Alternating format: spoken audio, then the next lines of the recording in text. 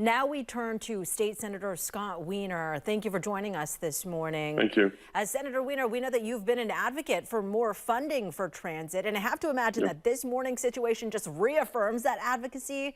And since, I mean, really, it presents a clear example of what our commutes could be like without BART.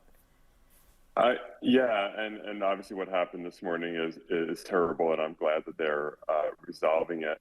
But this is another reminder that the Bay Area does not work without BART, without Muni, without our public transportation systems. It just throws the entire region into a little bit of chaos in terms of people's ability to get around.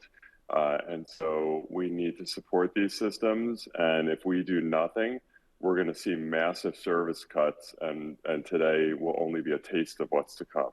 Okay, and when we talk about those service cuts, we also heard from Alicia Truss with BART earlier this morning. She talked about the agency being in the process of really upgrading, talked about funding as well. But we've also reported on structural deficits of hundreds of millions of dollars, up to $400 million specifically. We know that they loom in following years. Yeah. What steps within your power are you taking with service, sustainability, and longevity in mind? Yeah, the BART has a massive structural deficit. Muni does as well, by the way.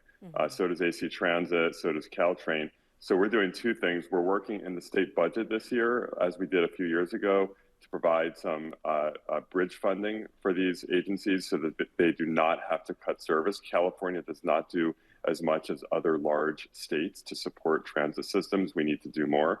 In addition, I am moving forward legislation, partnering with Senator Jesse Arreguín from the East Bay to authorize a regional revenue measure to provide long-term sustainable operating funds for these systems so that they can improve service and not have to cut service. Again, if we do nothing, we will see massive, massive service cuts, just devastating. Yeah, and let's just say, what if federal government funding doesn't come through? How do you think we can or should pay to keep these agencies rolling?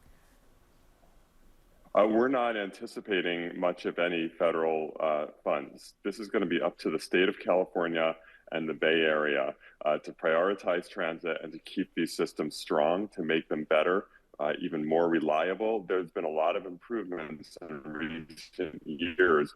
We need to get even better, and the last thing we need is massive cuts. And that's going to be up to the state of California and the counties in the Bay Area to step up and fund these systems and keep them stable.